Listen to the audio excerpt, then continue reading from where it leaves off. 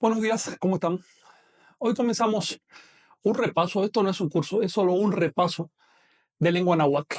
Digo que es un repaso porque no voy a ser demasiado sistemático, sino que voy a ir tomando elementos un poco al azar para mantener fresca la lengua, porque si no hago estas clases se me va olvidando. Es el problema de no practicarla en la vida cotidiana. Con esto les estoy diciendo que además de aprender los elementos de la lengua, vale la pena buscar con quién interactuar, con quién platicar, porque la verdad es que la lengua debe ser hablada. Si la lengua no se habla, se pierde. Voy a tratar de ser lo más sencillo posible, comenzar desde cero. No obstante, si queremos profundizar en cualquier lengua, tenemos que entrar en sus reglas, en sus principios, en su gramática, su sintaxis. Eso ya vendrá después. Hoy comenzaremos únicamente por la pronunciación. Y vamos a hacer un poquito de historia también. Así que trataremos los siguientes temas. La escritura de la lengua. Trataremos, si nos da tiempo, un poco de pronombres. Y me gustaría hablar un poquito de glifos, es decir, de la escritura antigua. Voy a ponerle glifos. En la actualidad esto se llama gramatología. Es decir, el estudio de la forma antigua de escribir la lengua. Quiero decirles que el náhuatl era una lengua escrita. El náhuatl no era simplemente una lengua de tradición oral. El náhuatl tenía literatura, tenía escuela, tenía escritura. Y por lo tanto tenía reglas. Comenzaré hablándoles de la historia del náhuatl. Luego solemos pensar que las lenguas son entidades que siempre han estado ahí, como si surgieran mágicamente o como si Dios las hubiera creado al principio del mundo.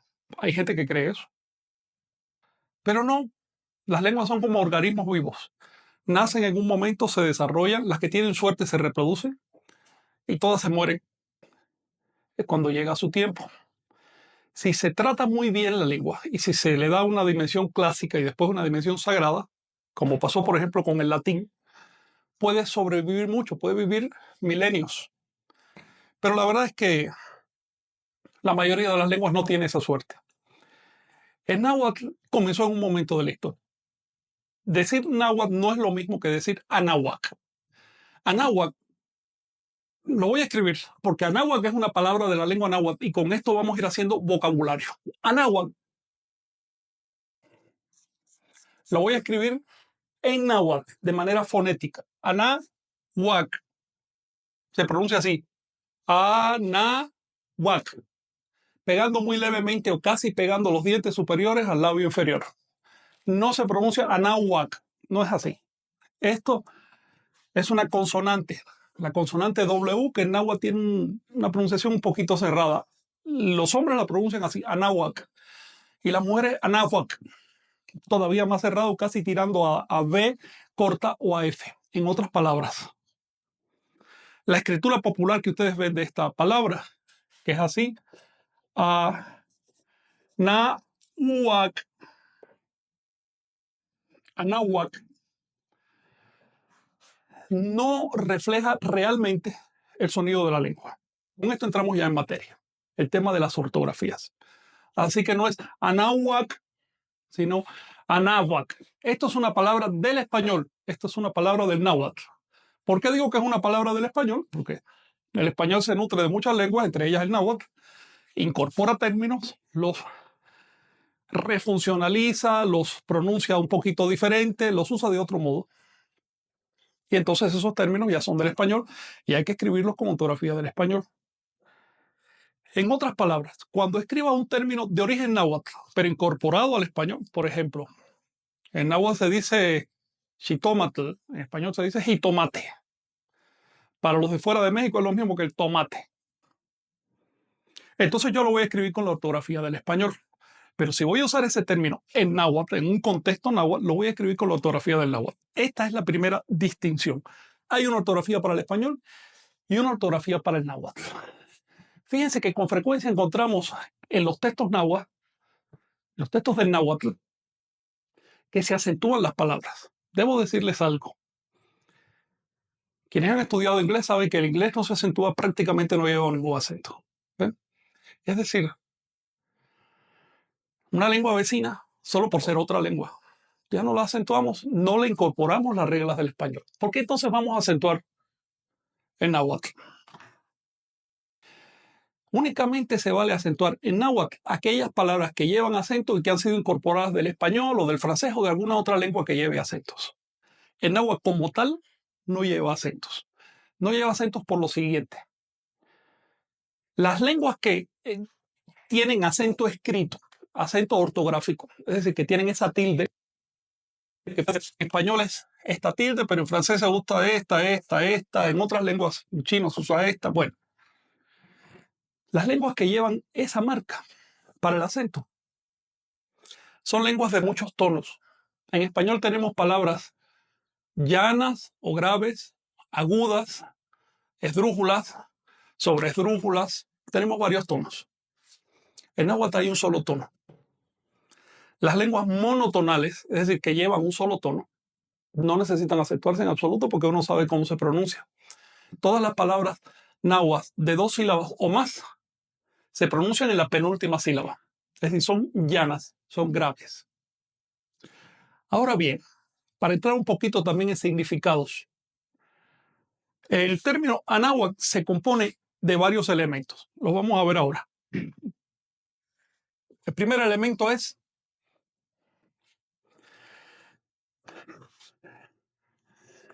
anahua. Y el segundo, la K. ¿Ok? Anahua por sí solo significa algo que se ordena, se organiza o rodea. La K es un locativo, quiere decir en. Por lo tanto, es nombre de un país, de una zona geográfica, de hecho. No de un país en sentido político, sino de un país en sentido cultural y geográfico. Así que Anahua es el lugar que está organizado en torno a algo. Pero a su vez, el componente Anahua se compone de A más Nahua. Náhuac solo significa alrededor de o incluso rodeado de, entorno. Y A significa agua. Si vamos a ser más específicos, A deriva del término atl, agua. Aquí vemos varias reglas. La primera es que el náhuatl es una lengua aglutinante que compone las palabras a partir de otras. Es diferente del español. El español casi no tiene palabras aglutinadas, no sé, paraguas, rascacielos. Pero generalmente las palabras son sencillas. Ahora bien, en náhuatl casi todas las palabras de varias sílabas son aglutinadas de otras palabras. Esto significa que es una lengua polisintética, aglutinante. Es aglutinante primero y polisintética después. La polisíntesis, ¿en qué consiste? En que al aglutinar términos, estos modifican su pronunciación. Por ejemplo, cuando uno atl con náhuatl, le elimino el sufijo TL. Así que no digo atl náhuatl, no, digo anáhuac. He modificado su pronunciación, he sintetizado la expresión. Eso se llama polisíntesis. No vamos a hablar ahora más de reglas, pero incidentalmente quiero que vean algunas características de la lengua. Ahora bien, por su parte la lengua náhuatl, en la actualidad le llamamos así, náhuatl, se los voy a escribir. Se los voy a escribir primero en español, náhuatl, y luego en náhuatl, náhuatl. Hay una diferencia sutil, pero importante de pronunciación. Así que recuerden, esta W no es vocálica, es consonántica, es una consonante. Mientras que esta forma de escribir, pues es vocálica porque la H no pronuncia. Así que ahí dice náhuatl. La palabra náhuatl significa fluido, armonioso. Así que es el nombre que se le da a las lenguas en general. Cuando decimos lengua náhuatl, estamos cometiendo pleonasmo. ¿Qué cosa es pleonasmo? Es como cuando decimos subir para arriba o bajar para abajo. Eso es un pleonasmo, eso es una expresión innecesaria. Estamos repitiendo el significado. Decir lengua náhuatl es cometer pleonasmo. pero es un pleonasmo que ya se ha hecho muy común, que se usa hasta en los libros académicos, así que lo vamos a usar de esta manera aquí, por costumbre. Sin embargo, en la propia lengua náhuatl, cuando tú dices náhuatl, solo estás diciendo lengua. Puedes decir náhuatl de Castilla, la lengua española. ¿Ves? Náhuatl castilteca, la lengua española. Se lo voy a escribir para ir tomando vocabulario. Náhuatl castilteca.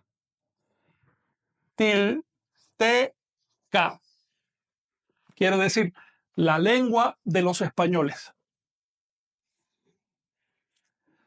Náhuatl mexica. Mexica, vamos a decirlo correctamente. Náhuatl mexica. La lengua de los mexicanos antiguos, de los mexicas. Y aquí están viendo otra regla, y es que el plural en cada caso se compone con un apóstrofe. Ese apóstrofe se llama en la lengua saltillo y se pronuncia como un aspirado muy leve. Ahorita vamos a hablar más de los sonidos. Mexica, los mexicas. Ahora, mexicatl, un mexica. Castilteca, los españoles. Castiltecatl, un español. Eso lo vamos a ver. Ahora bien, puesto que la palabra náhuatl únicamente significa lengua, ¿cómo se llama la lengua? Para saber cómo se llama la lengua náhuatl en náhuatl, hace falta hacer un poquito de historia. Fíjense que hace 1500 años el náhuatl no existía. Existía el antepasado del náhuatl. Todas las lenguas tienen un antepasado. Por ejemplo, sabemos que el antepasado del español es el latín. Bien, si nos vamos a hace 1500 años, no había español, se hablaba latín. Pero si hubiéramos seguido la pista, la secuencia de esos hablantes de latín, habríamos visto que hace aproximadamente 1000 años, se dice que en el 970 después de Cristo, por primera vez empezaron a independizarse los hablantes del latín, empezaron a incorporar otras cosas y crearon sus propias reglas y así surgió el español. Algo similar ocurre con el náhuatl. Hacia la época de Jesucristo, hace 2000 años, existía en el centro y norte de México una lengua que hoy es llamada paleonáhuatl o protonáhuatl, el náhuatl original, el náhuatl antiguo, pero que tiene nombre propio en la lengua. Los nahuatlantes que sabían perfectamente que su lengua había salido de otra, le llamaban a esa otra huehuenáhuatl. Vamos a escribir esta palabra. Huehuenáhuatl. ¿Qué significa? La lengua de los antiguos, o la lengua antigua, o la forma antigua de la lengua. Así que eran bien conscientes de el hecho de que las lenguas evolucionan. Una lengua de origen a otra. Toda lengua salió de otra. Aquí les voy a decir algo incidental, pero que deben tener en cuenta. Todas las palabras que usamos hoy, todas, en su momento fueron palabras mal pronunciadas de otra lengua. En otras palabras, los términos y las reglas de las lenguas van cambiando con el tiempo. Así que no hay nada absolutamente bien ni mal. Es según el consenso, según el uso que le estemos dando a la lengua. Esto importa al estudiar el náhuatl, porque vamos a encontrar testimonios literarios de la lengua y orales, de tradición oral, correspondientes a diversas épocas. Y en esas épocas se ha ido pronunciando diferente, se pronunciaba diferente. Decir qué está bien, qué está mal, no. Primero tienes que determinar cuál es el canon de la lengua. Y en la actualidad, desafortunadamente, no existe un canon de la lengua náhuatl. No existe una autoridad lingüística. No hay un consejo de ancianos que hablen perfectamente bien la lengua, que sepan conjugar el náhuatl clásico, que sepan aplicarles todos sus recursos y sus reglas y digan, ¿saben qué? Esto es lo correcto, esto es incorrecto. Puesto que no existe ese consenso, estamos hablando de promedios. Estamos hablando de más o menos cómo habla un promedio. Pero otro grupo puede hablar diferente y está en su derecho. Así que no vamos a emplear conceptos como bueno o malo para la lengua, sino vamos a emplear conceptos más científicos. ¿En qué momento histórico de la lengua? ¿En qué estadio de la lengua se pronuncia así, se conjuga así? ¿De qué estadio hablamos? Hace 1500 años estaba en su apogeo la ciudad de Teotihuacán. No era una ciudad común, era una capital. Vamos a escribir el término Teotihuacán. Es vocabulario. Teotihuacán. Teotihuacán. En náhuatl significa santuario. Simplemente, tú le puedes decir Teotihuacán al santuario que tienes en tu casa, a una ciudad, a lo que tú quieras. Simplemente significa santuario. ¿Cómo se dice santuario en náhuatl? Se dice Teotihuacán. Se compone de lo siguiente. El verbo teotiwa o teotía, que significa endiosar o hacer divino algo, más el locativo, el sufijo locativo, can, que quiere decir dónde, en el lugar donde se adquiere divinidad, donde se hacen divinos, el lugar divino, si ustedes quieren. ¿Mm? Hay aquí dentro otras resonancias. Hay resonancias que permiten traducir de otra manera. Y esto es un detalle de la lengua náhuatl, porque como sus términos se componen de otros, hay momentos en que algunos sonidos en su convivencia te permiten encontrar etimologías fantasmas. Es decir, significados que realmente no están ahí, pero están al oído. ¿Ves? Por ejemplo, podemos descomponer Teotihuacán como teo, el interfijo ti y el sufijo de posesión wa, es decir, lo que tiene divinidad. Ese no es realmente su origen etimológico, pero así lo entendía un nahuablante. Con esto ya llevamos algunas palabritas. Teotihuacán surgió hace realmente unos 3000 años. Ahí empezó a haber una aldea. Hace 2300 años ya se hacen los trazos de las grandes calzadas. Quienes han ido seguramente se han impresionado por la osadía, el esplendor y el tamaño de esas calzadas, la perfección, el rigor del trazo. Es decir, las cuadrículas son perfectas, es una obra osada. Si ya hace 2300 años, es decir, en el siglo III a.C., ya estaban esos trazos, significa que para entonces la ciudad tenía importancia. Pero todavía no era una capital. Hacia el siglo II a.C. comienzan a construirse las pirámides grandotas que vemos allí. Y más o menos en la época de Jesús, esa ciudad adquiere el control sobre todo el territorio de Náhuatl. Quiero decirles que hay réplicas de Teotihuacán hasta en el Mississippi arriba, Pucajoquia. Y abajo también, lo vas a encontrar incluso entre culturas no náhuatl, sino mesoamericanas, vas a encontrar que trataban de replicar el modelo de Teotihuacán. En otras palabras, esa ciudad tuvo una gran influencia. Esa ciudad no abarcó solo Mesoamérica, que es un concepto que ya queda muy estrecho, sino que se extendió más allá de Mesoamérica.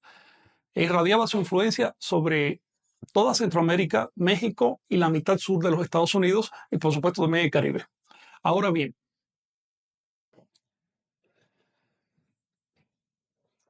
debo decirles que una cosa es la influencia directa de una ciudad o de una cultura y otra cosa es la influencia indirecta, obviamente.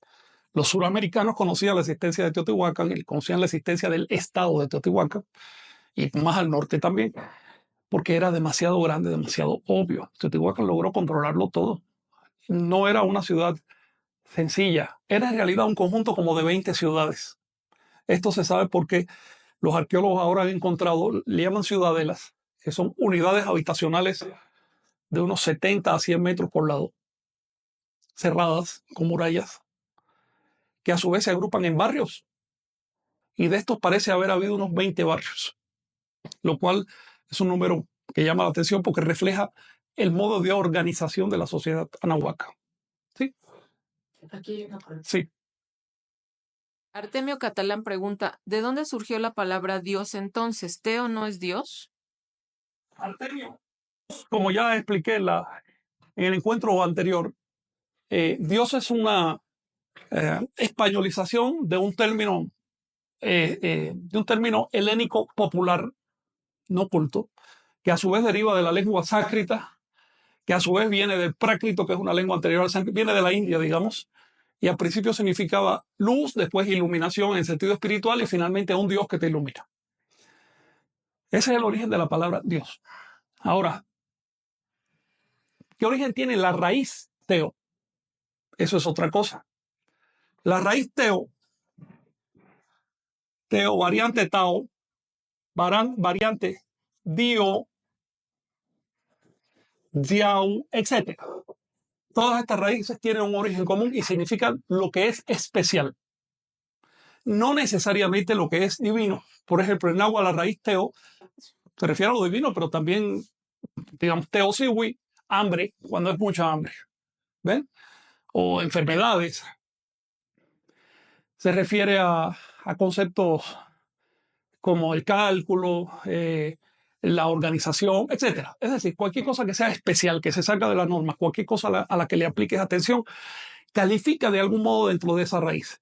La raíz teo aparece en los diccionarios de la lengua, tiene una larguísima familia de palabras, es una raíz muy antigua, no aparece solo en náhuatl, sino también en todas las lenguas de alrededor, incluso en lenguas que no están para nada emparentadas con el náhuatl, o cuyo parentesco es muy débil, muy lejano, como el zapoteca.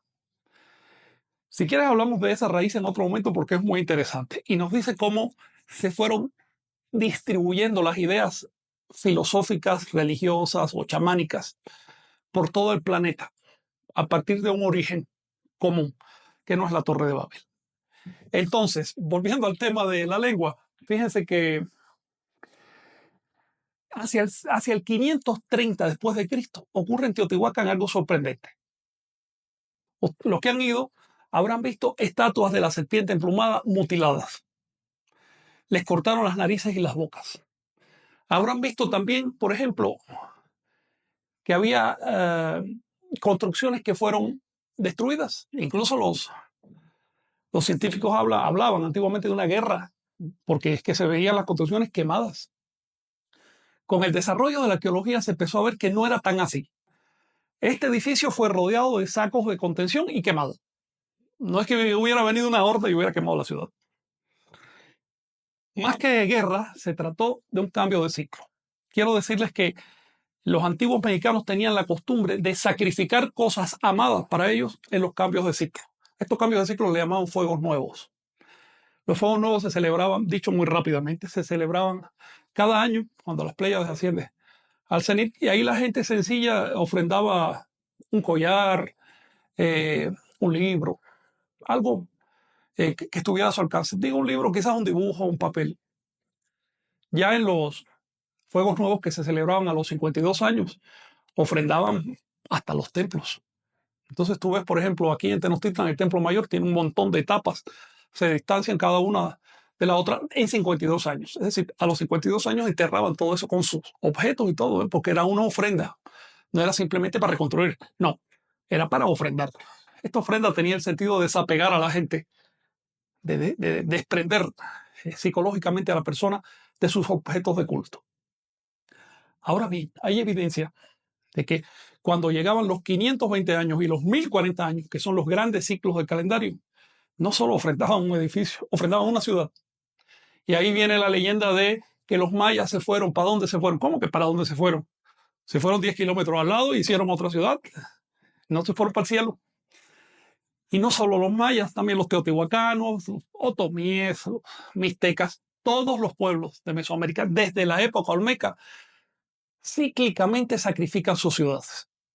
Así que en el siglo VI después de Cristo, los teotihuacanos sacrificaron su capital. A partir de ahí empiezan a surgir capitales locales, pequeñas, mucho más pequeñas que Teotihuacán, pero igual de bellas, como Chichén Itzá, Tula, Mitla, Tajín, varias ciudades, digamos que una veintena de ciudades en el territorio que segmentan el territorio, lo atomizan. Es en ese momento cuando empiezan a brillar las lenguas locales. En la época de Teotihuacán había una lengua básica que se imponía a todo el territorio, más lenguas locales que no tenían oportunidad de brillar políticamente. Pero cuando cae Teotihuacán, entonces estas lenguas empiezan a florecer. No debe extrañarnos que poco después, más o menos hacia el siglo VIII después de Cristo, probablemente la zona de Nayarit comienza a destacarse. Lo que hasta entonces era un dialecto, una mala pronunciación de una lengua anterior, de pronto empieza a destacarse. Eso con el tiempo fue llamado náhuatl. Sin embargo, el nombre original que le dieron no fue náhuatl. Originalmente le llamaron Masehuali. Se lo voy a escribir. Fíjate que necesitaría un robot que vaya limpiando la pizarra porque es bastante difícil. Bueno, así que recuerden, la lengua náhuatl surge aproximadamente hace entre 1300 y 1200 años y su nombre original fue Masewali. Masewali, o si lo quieren decir de una manera más elaborada, Masewal la Toli. Bien, que es lo mismo. Masewali significa, Masewal quiere decir popular, del pueblo. Una persona simple. La lengua Masewali es la lengua del pueblo. Ese es su nombre propio. No es náhuatl. Es náhuatl Masewali, la lengua del pueblo. Se puede decir Masewal la Toli, que es un término compuesto de dos palabras. Masewal, o popular, y Tlastoli. Tlastoli quiere decir la palabra, el discurso. Y Toli, una palabra, lo que se dice en un momento. Y Tlastoli, lo que se dice de manera genérica o sostenida, un discurso, una lengua. Aquí están viendo otras reglas, se las voy a adelantar, aunque no vamos a hacer insistencia en eso. Y es que cuando uno es una palabra comenzada en TL a otra palabra terminada en L, eliminas la T. En náhuatl no se puede decir más igual Tlastoli. Eso lo podemos decir en español, pero en náhuatl no es elegante. Así que se queda como más igual la Toli, la lengua de los macehuales. Ese fue su primer nombre. Y digamos que surge hacia el siglo VIII después de Cristo. Bien, hacia el 700 y cacho ya se puede empezar a encontrar esa lengua. Todavía no tenía literatura, todavía no tenía universidades, ni escuelas, ni nada. Era simplemente lo que hablaba la gente. Sí. Olmeca pregunta, ¿los olmecas eran hablantes del náhuatl? A ver, los olmecas alcanzaron su esplendor hace unos 3000 años. Su lengua la fraguaron hará por lo menos 4000 años. Es decir, 2 generaciones de lenguas antes del náhuatl. Luego no hablaban náhuatl, no podían hablar náhuatl. Pero los lingüistas discuten si hablaban una lengua de origen zoque o de origen náhuatl, de origen uto-azteca. Mi impresión es que cuando decimos olmeca estamos generalizando demasiado. Se trataba de varios pueblos con varias lenguas. Unos de ellos probablemente hablaban lenguas de origen mayance, zoque, y otros de origen uto-azteca u otras. Mi impresión es que Olmeca, más que un pueblo, es un nombre que se le da a una época. Recuerda además que el término Olmeca no lo usaban los olmecas. Es un nombre que se le puso modernamente. En 1942 se le empezó a llamar a toda esa cultura Olmeca. Pero cómo se llamaban a sí mismos, no sabemos. En las fuentes nahuas, cuando se habla de los olmecas, se dice siempre los grandes toltecas o los viejos toltecas. Nunca se usa la palabra olmeca. Pero bien,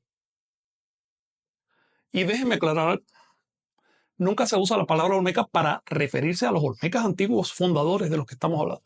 Porque hubo una etnia hasta hace 1000 años en la costa del Golfo llamada olmeca, que es muy diferente de esa cultura de la que hablamos y que a esa sí se le da su nombre propio. Ahora bien, en Masewal tuvo suerte. A diferencia de la inmensa mayoría de las lenguas son como las ranas. Fíjense que viene una rana, pone 150,000 huevos en una charca y de esos 150,000 salen quizás 3 ranas. Los demás no tienen oportunidad de sobrevivir, pues se comerían el planeta. Entonces, así pasa con las lenguas, salen muchas y unas poquitas tienen suerte. Una de esas fue en náhuatl. Por eso es que hay que apreciar las lenguas, porque toda en que era considerada una mala palabra, una mala pronunciación de una lengua anterior. Así que todo estaba en contra de ella. Los padres decían a los niños, no pronuncias así. Y sin embargo logró sobrevivir. Y empezó a crecer. En el caso de náhuatl se convirtió después en una lengua clásica. La causa de esta evolución de la lengua náhuatl es la política. Y es que náhuatl surgió exactamente en el momento en que los estados náhuatl que vivían en el centro de México empezaban a adquirir poder, empezaban a acumular recursos, energía, y empezaban a imponerse culturalmente a sus vecinos. Necesitaban una lengua que los representara y de pronto surge el Masewal. Entonces empezaron a extender el Masewal. Pero cuando un estado crece y adquiere refinamientos y culturas, ya no le basta la lengua popular. Por ejemplo, Cuando los españoles, bueno, los ibéricos, trataron de independizarse de los árabes y empezaron a crear sus primeros reinos cristianos independientes, necesitaban lenguas que los representaran. No bastaba la lengua popular. ¿Qué hicieron de inmediato? Le pidieron a literatos que le dedicaran atención a esas lenguas, las cultivaran, le dedicaron recursos a hacer universidades. Ya en el 1200 había universidades de la lengua española. En fin, el interés de los estados en refinar la lengua para que refleje las sutilezas de una cultura que va creciendo es lo que hace que crezca la lengua. Si le dejas la lengua al pueblo llano, no pasa de un cierto nivel. La lengua crece cuando la recibimos de fuera, cuando la recibimos del medio social. Por ejemplo, el español que tú aprendiste en tu casa probablemente no pasaba de 800 palabras y era lo que hacía falta para pedir comida o cositas así. Su pronunciación era bastante pobre. El español clásico, el español correcto, lo recibiste en una escuela. Y si no hubiera existido una escuela, no lo habrías recibido. Y lo sostienes a través de libros, películas, a través de elementos culturales. No vienen tus abuelos a decirte, oye, conjuga esto así. No, tus abuelos probablemente no te dicen eso. Eso te lo dice el medio social. Y lo mismo pasó con el náhuatl.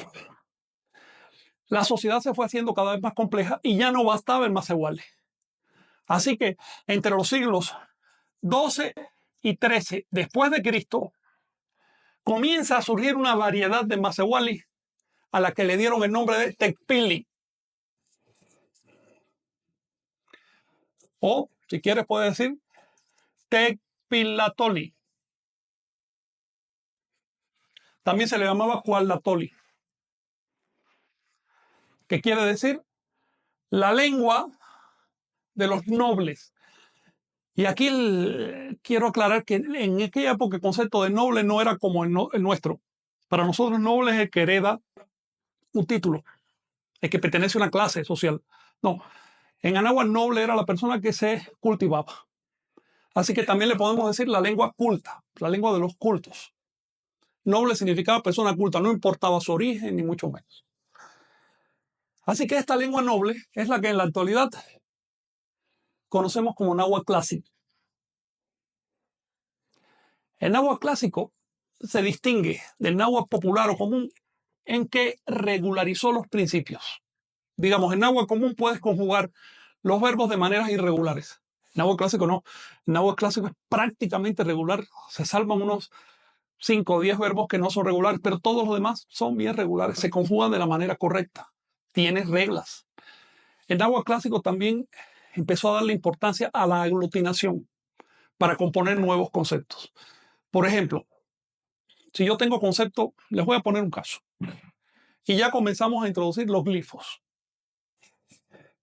Este glifo, compuesto de una cruz con 4 puntos, en la actualidad se llama quincunce. Quincunce es una palabra latina. Bien, así no le decían los antiguos. Los antiguos al quincunce le decían teocuitlatl. Teocuitlatl. Bien, Teocuitla se compone de teotl, que quiere en este caso decir divino o máximo, espléndido, superior, teotl.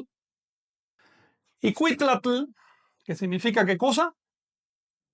Porquería. Así que este signo, teocuitlatl, significa divina porquería. ¿Qué querían decir con eso? Bueno, si tenemos la porquería por un lado, que es lo que está hasta el fondo del universo, y lo divino, que es lo que está hasta el todo, eso tenemos la totalidad. Por eso este signo representa la totalidad y el orden cósmico, representa el universo, por decirlo así. Representa el universo perceptible, el universo manifiesto, el corte horizontal del universo. Eso es el Teocuitlatl. Los 4 rumbos y el centro. Se los pongo como ejemplo para que vean que de 2 palabras que ya existían, que eran de uso popular, los filósofos crearon una nueva palabra que ya no era de uso popular. Una palabra mucho más fuerte desde el punto de vista filosófico. Una palabra que no reflejaba un fenómeno común y corriente, sino una abstracción tremenda, como la totalidad universal.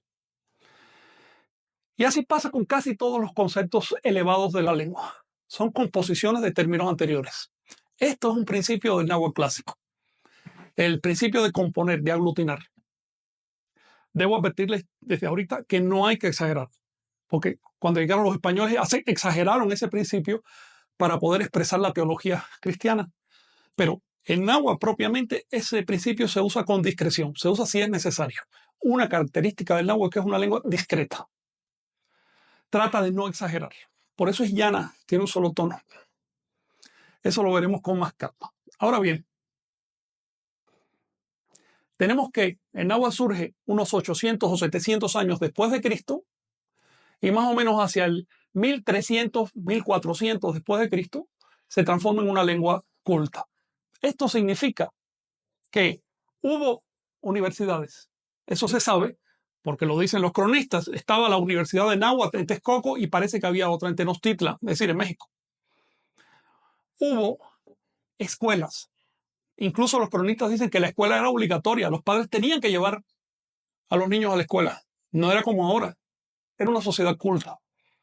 Por lo tanto, los niños aprendían el náhuatl de la escuela. No solo el macehual que habían recibido en su casa, sino el telpili que se enseñaba en la escuela. Hubo además literatura. No solo literatura oral, sino literatura escrita. Para eso existían los códices y para eso existía la escritura, para escribir la lengua. Y además de eso hubo el concepto de libro y el concepto de biblioteca.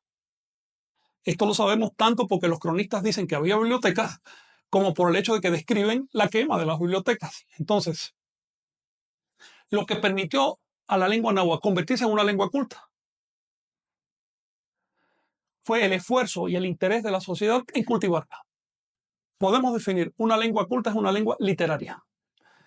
¿Qué significa esto? Que si queremos rescatar la lengua náhuatl, tenemos que prestarle atención a su literatura.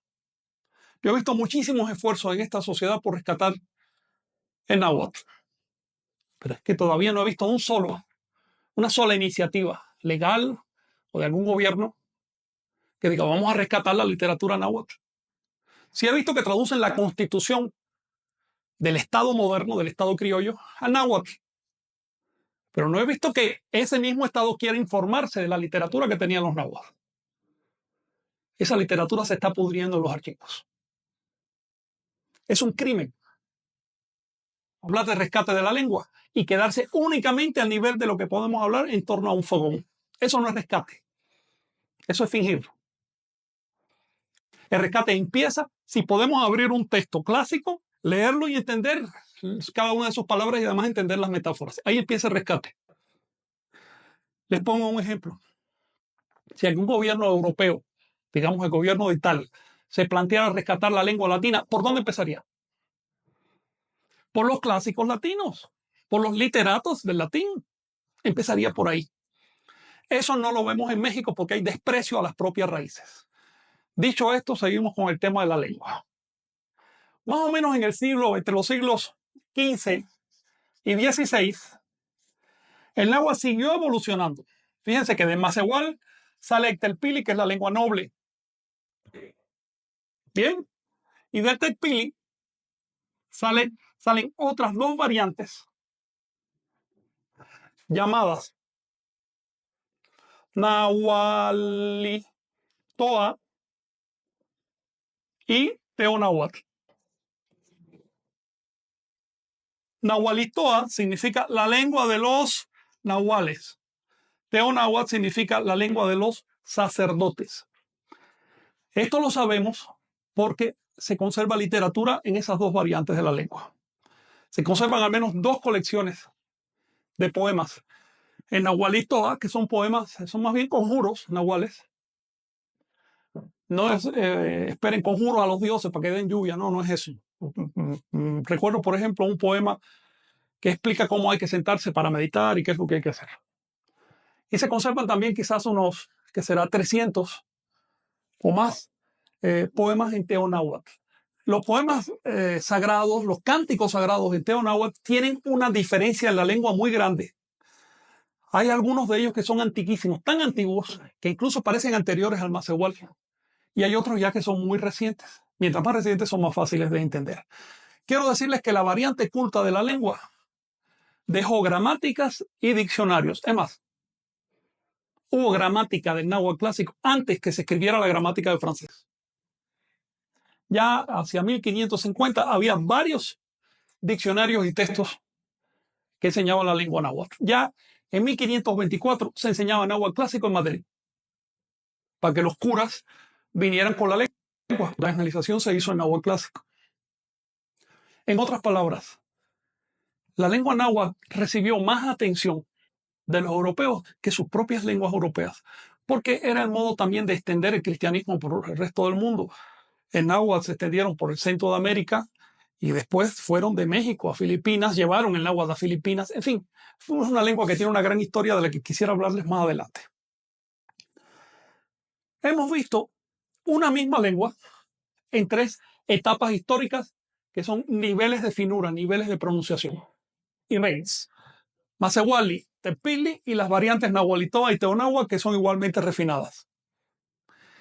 Si tú leías en esa época o pronunciabas un poema en Nahuali o en Teonáhuatl, es posible que el común de las personas no lo entendiera todo. De hecho, hay cronistas que dicen, después de que los sacerdotes explicaban las cosas en náhuatl fino, en náhuatl clásico, las suavizaban un poquito para que la gente entendiera las metáforas, para que entendiera por qué el náhuatl clásico es una lengua muy rica y el pueblo, bueno, a ver, nosotros en esta clase estamos usando un promedio de 5,000 palabras diferentes. Si tú quieres leer el Quijote y entenderlo o la Biblia, necesitas 7,000 palabras, pero el español tiene 5,000 o 100,000 palabras. ¿Quién sabe ni a dónde termina la palabra del español? Y lo mismo pasa con el náhuatl. Hay diccionarios de náhuatl que tienen 50,000 palabras y se calcula que solo 1/3 de los términos que quedan en las fuentes. Eso es materialmente imposible que una persona lo conozca. En otras palabras, nosotros en nuestra vida cotidiana usamos una lengua común y cuando escribimos una carta, un libro, o damos un discurso, usamos una lengua un poquito más refinada. Y lo mismo pasaba en Anáhuac. Esas variantes de la lengua importan mucho. Desde ahora quiero decirles algo. Una lengua no existe en realidad. Una lengua no es un bloque, no es una cosa monopólica. La lengua se compone por un conjunto de variantes. Una lengua es un montón de variantes. Habla diferente el niño que el adulto. Habla diferente el que vive en este lado del país que el que vive en este otro lado del país. Habla diferente un médico que un abogado, que un obrero, que un campesino. Hablan diferente. Son variantes de la lengua. A todas esas variantes le llamamos español, le llamamos náhuatl, pero siguen siendo variantes. Ninguna persona habla la lengua como tal. Toda persona habla su propia variante. Pero nos ponemos de acuerdo para entenderlos. Por ejemplo, yo tengo un acento diferente de los mexicanos, que es lo mismo que decir los mexicanos tienen un acento diferente del mío, y nos entendemos perfectamente y sabemos que es español. Bien, pero si además de tener un acento diferente, yo conjugara diferente y tuviera otras reglas, ya dirían, oye, este está mal o este está hablando otra lengua. ¿Ves? Así que cuando una variante de la lengua se empieza a independizar y adquiere reglas propias, y el grupo que habla esa variante ya empieza a conjugar diferente, empieza a componer las oraciones de modo diferente, ya no es una simple variante, a eso le llamamos dialecto. Un dialecto no es una mala palabra, quiero decirle. Actualmente se dice, no, los dialectos, eso es una impropiedad. Las lenguas nativas son lenguas, no son dialectos. Se componen de variantes y tienen dialectos como cualquier otra lengua, incluyendo el español. ¿Sí? Rosita Buchot dice, Sí. entonces hubo una Real Academia de la Lengua, ¿a cuál aplicaba? Si en ese entonces tenían diferentes variantes. Sí, sí. Toda lengua en toda época se ha compuesto de variantes. Y sí, los nahuas llegaron al extremo de crear una especie de Real Academia de la Lengua que se llamaba, vamos a aprovechar para vocabulario, se llamaba Xochitl Cuicatl Tlaxtocan o Inxochitl Cuicatl Tlaxtocan. Es exactamente lo mismo. Así que lo voy a escribir más simple. Xochitl Cuicatl Tlaxtocan, que significa consejo de flor y canto. Consejo de flor y canto. Flor y canto es un difrasismo que significa oratoria. También se aplicaba a la poesía. El consejo de flor y canto era el que dictaminaba cómo se iba a hablar la lengua. Y las resoluciones que tomaban esos sabios las expresaban a través de poemas o de cantos. Y entonces se las decían a la gente se las aprendía, incluso le ponían música para que la gente la repitiera, y de ese modo el pueblo se iba informando. Era una manera muy cómoda, muy agradable de divulgar los cambios de la lengua. ¿Por qué es necesario que una lengua cambie? Con esto vamos a entrar en otro elemento de nuestra clase, el asunto de la escritura. Ustedes se fijan que hasta aquí yo he escrito las palabras de un modo diferente a como se suelen escribir en los nombres de los pueblos y en los tratados populares de la lengua. Yo he escrito los términos del náhuatl con escritura fonética. Para entender de qué se trata esto, quiero decirles que cuando llegaron los españoles en el siglo XVI, se encontraron con un problema. Y es que el náhuatl no tiene los mismos sonidos que en el español. Hay sonidos del español que en náhuatl no existen, como la B, la D, la F, la J. Eso no existe en náhuatl. Por otro lado, hay sonidos del náhuatl que no existen en español, como la SH, la TS, esa W, que ya les he mencionado, al principio no existía en español, el saltillo.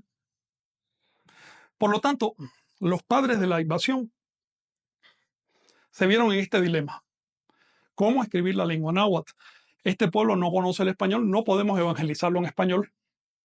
Necesitamos evangelizarlo ya porque se nos van a revelar. Somos nosotros los que tenemos que aprender en náhuatl. No obligar a todo el mundo a aprender español para después evangelizarlo. Además, hay otro problema. Si aprenden español, van a exigir las mismas prebendas que tenemos nosotros los españoles.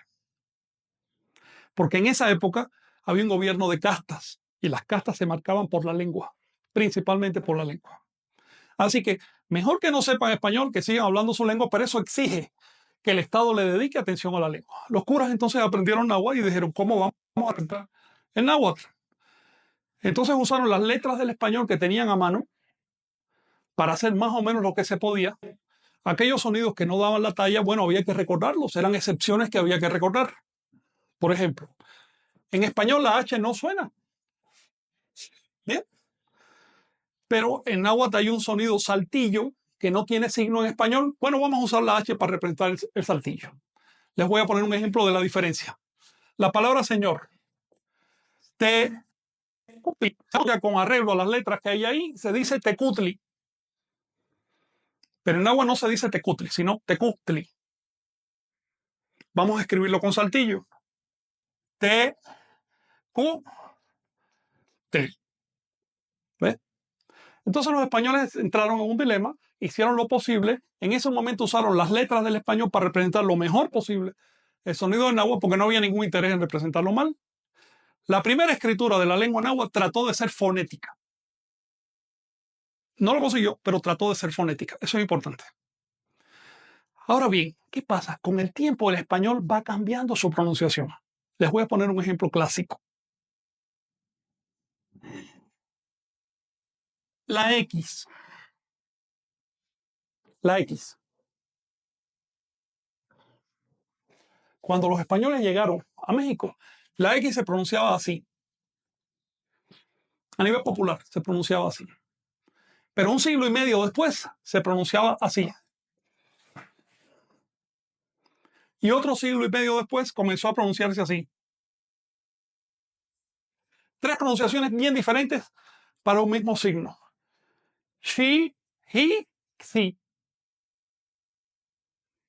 Ahora bien, aquellas palabras del náhuatl que se escribían con SH, que se pronunciaban con SH y se escribieron por lo tanto con X, empezaron a variar su pronunciación. Les pongo como ejemplo el nombre actual del país. Su pronunciación correcta en náhuatl es Mexico.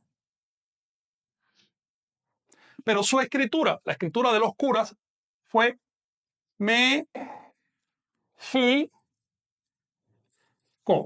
Así lo escribieron ellos. Bien, se olvidaron del saltillo que lleva ahí. Puesto que esta letra comenzó a variar su sonido con el tiempo el término empezó, ya no se pronunciaba México, sino México o México, porque además hubo traslado del acento para que quedara mejor con la fonética del español. Y actualmente ya en el resto del mundo ni siquiera dicen México, sino México. En otras palabras, el sonido de la lengua empieza a derivar por causa de la deriva de los sonidos de las letras del español. Las letras van derivando con el tiempo. Ninguna letra sigue pronunciándose igual indefinidamente. Van derivando a medida que deriva la lengua. ¿Por qué? Porque la lengua va cambiando y la letra tiene una cierta inercia. Se sigue escribiendo igual las palabras, entonces la letra empieza a cambiar también. Es una pena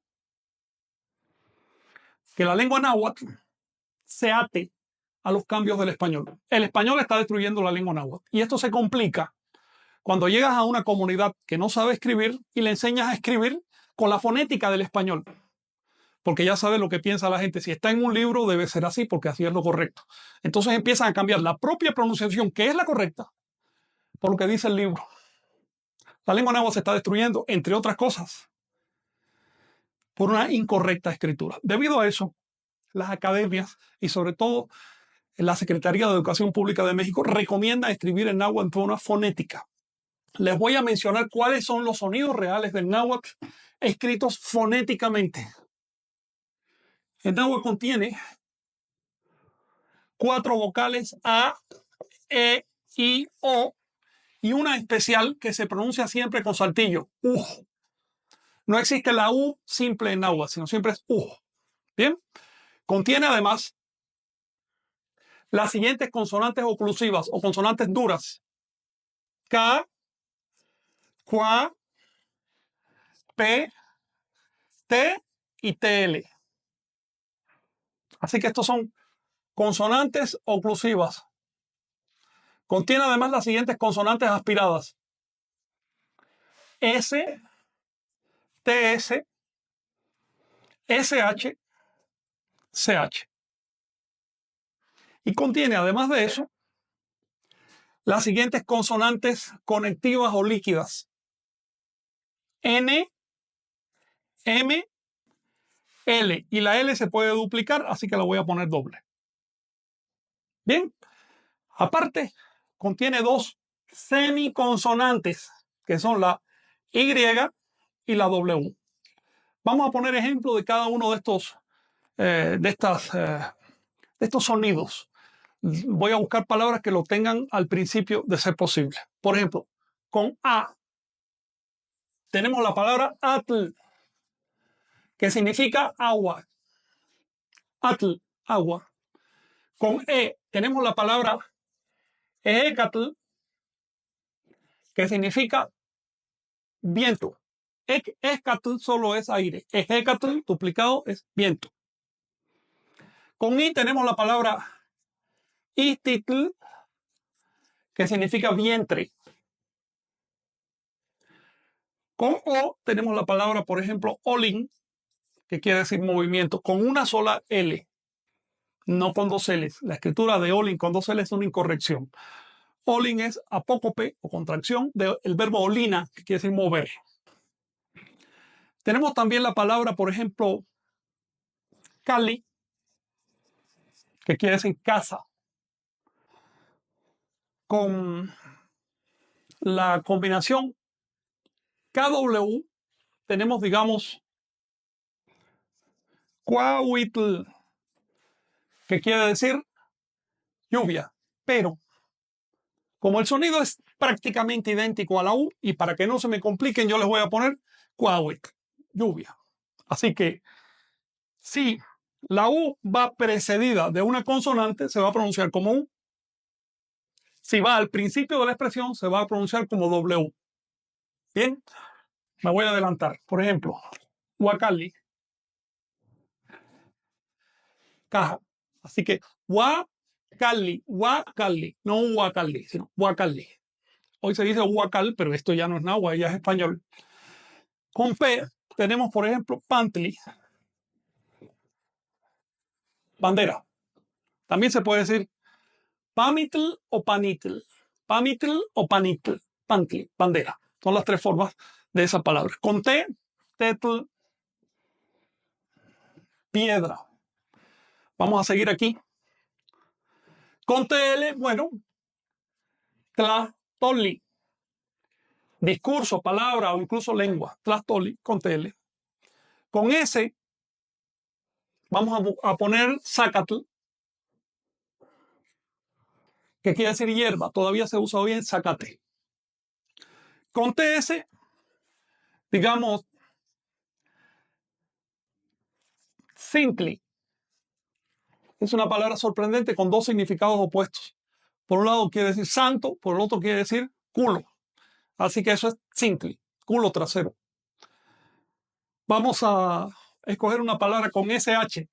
Por ejemplo, Shikali, que quiere decir vaso. Ahora con CH, Himali, escudo. Con N, la palabra Nakastli, oreja. Con M, Maitl, mano. Con L, aquí hay una cosa interesante. La L se usa mucho en la lengua, pero no inicia ninguna palabra. Así que no van a encontrar en agua una palabra que empiece con L. Aquellas raíces anteriores a la lengua náhuatl que empezaban con L, al incorporarse al náhuatl, adquieren una I inicial. Es decir, ya no se pronuncian L, sino IL. Por ejemplo, Il, we, cat, cielo. Así que es sorprendente, pero esta consonante L nunca le da inicio a la palabra. Vamos a... Bueno, ya hemos visto aquí en la lista varias veces en que la L se reduplica. Por ejemplo, en Cali, casa. No es Cali, ni menos Cali, no. Es Cali. Como se dice, el loco, el lápiz, es una L larga.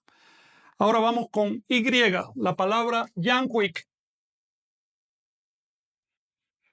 que quiere decir nuevo, como quien dice Yanquic Tlachinoli, el fuego nuevo. Y con W ya les puse Huacali y les voy a poner otra. Huehuet. Huehuet quiere decir viejo, anciano. Entonces, este es el cuadro de sonidos básicos de la lengua náhuatl. Les mencionaba que cuando las academias exigen por lo general que se use en la escritura, en la ortografía fonética, cuando se van a dar clases de náhuatl. ¿Por qué? Si usas la ortografía común y corriente convencional, te creas problemas. Les voy a poner un caso de estos.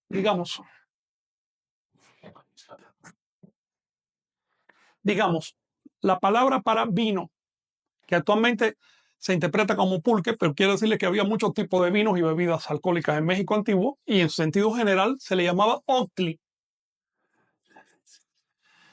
Esa palabra se compone de una raíz oc, que es la que tiene significado, más un sufijo tli, que simplemente quiere decir el o la. Es decir, el vino, octli.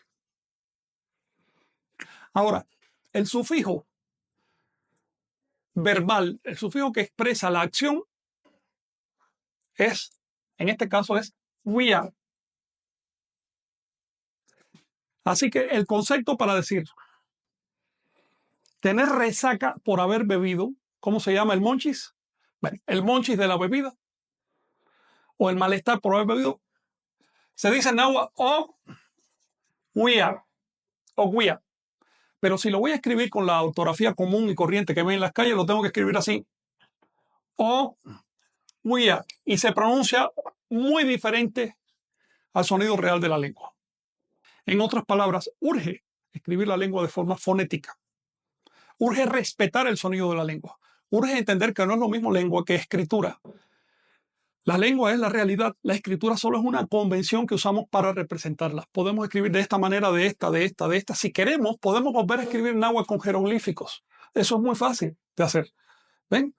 Y se sigue pronunciando exactamente igual. Lo que no se debe hacer es escribirla con letras que han cambiado con el tiempo. La última, digamos, aclaración ortográfica que se hizo de la lengua náhuatl fue en el año 1815. En ese momento algunos lingüistas dijeron, a ver, el español ha derivado así, las letras ya cambiaron, es necesario cambiar la ortografía de náhuatl. La ortografía que vemos en las calles y ciudades y demás elementos de México y de Centroamérica. No es la ortografía de los padres de la invasión. Es una ortografía que se definió en 1815. Así que si alguien les dice, no, porque hay que escribir como al principio, no, no es cierto. No estás escribiendo como al principio. Estás escribiendo según una convención que ya tiene más de 2 siglos y que ya está muy atrasada. Hay que hacer otra. Así que en estas clases yo les voy a tratar de representar la lengua de la manera más exacta posible. La escritura fonética tiene esta característica, es biunívoca. Eso significa que cada sonido tiene un signo y cada signo tiene un sonido. No es como la escritura popular donde tú puedes encontrar signos que tienen varios sonidos o varios sonidos que de pronto se representan con un signo. Si me permiten, platicaremos un poquito más de esto en la siguiente, pero ahora quiero tomarme unos 5 minutos más para dejarles una tarea. Esta tarea tiene que ver con los pronombres, porque si no sabemos los pronombres, ya la que viene empezamos a conjugar bien. Los pronombres que vamos a memorizar hoy son los de conjugación de los verbos. Son pronombres muy simples. Y son los siguientes.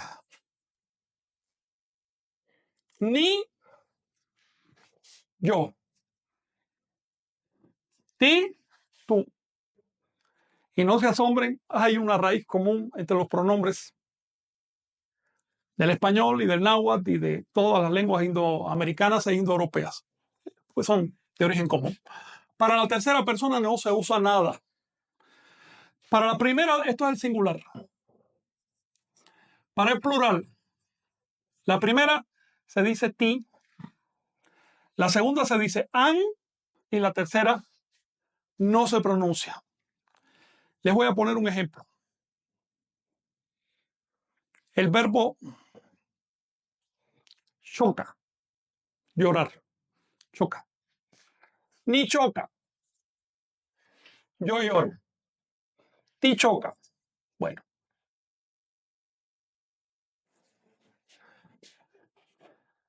Ti choca. Tú lloras. Choca. Ella o él llora. Ti choca.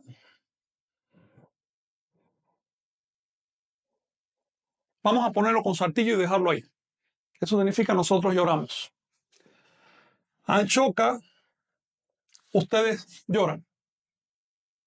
Choca, ellos o ellas lloran. Les digo que vamos a dejarlo ahí porque hay ciertos sufijos plurales que permiten, que ayudan a comprender la conjugación. Eso lo vamos a estudiar para después. Recuerden también la numeración en náhuatl. Eso les va a servir de repaso. Recuerden, Se, Ome, Yei, Nahui, Macuili, Chicuase, Chicome, Chicuay, Chignahui, Matlatli, y así sucesivamente. Memoricen esto. Después vamos a aprender también como palabras de memorización los 20 signos del calendario. Es decir, vamos a tratar de buscar vocabulario que nos ayude a entender otras clases. Con esto nos quedamos por hoy. Gracias por su asistencia. Si alguien tiene una pregunta, voy a responderla. Una pregunta. Sí. Hay muchas. Después respondo las demás. De hecho, al final de esta clase o cada 2 o 3 clases quiero dedicarme nomás a preguntas. Sí. A ver, aquí te pregunta, por ejemplo. ¿Octli no viene de Ometostli, nombre calendárico de Meyahuel? No. Metostli es Ome, Tostli. Si lo quieres componer, dices Ontostli y viene de la raíz On, que le da nombre al número 2. Octli es una raíz muy aparte, ¿sí? Y de hecho mucho más antigua que el concepto de Ometostli. Con esto nos quedamos. Gracias por su asistencia. Nos vemos en esta clase el próximo miércoles.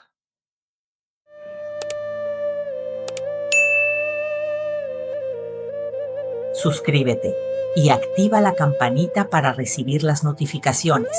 Así no te perderás ningún video.